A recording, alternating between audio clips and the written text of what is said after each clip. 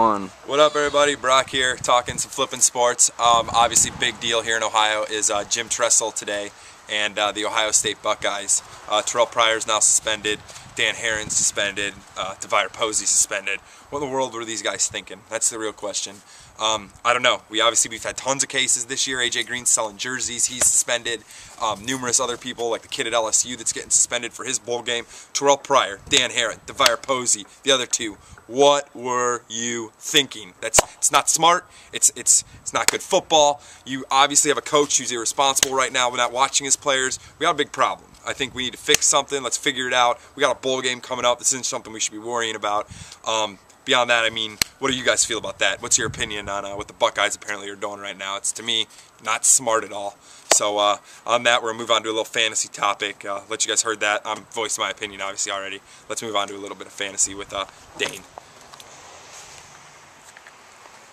Hey guys, how's it going? Dane Oley here. We're going to talk a little bit of fantasy.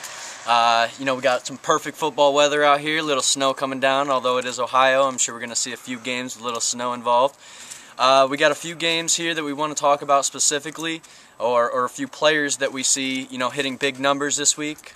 First of all, we'd like to say Emmanuel Sanders. He's probably not being played by a lot of people. I'd say maybe under 10% of fantasy right now is probably playing this guy. With Hines Ward sitting out tonight, Steelers, they could go big.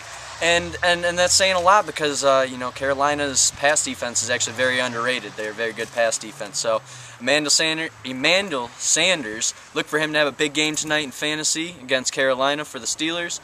Let's see, we'll move on to a running back for all you Tebow maniacs out there. Yes, we are going to select Tim Tebow today.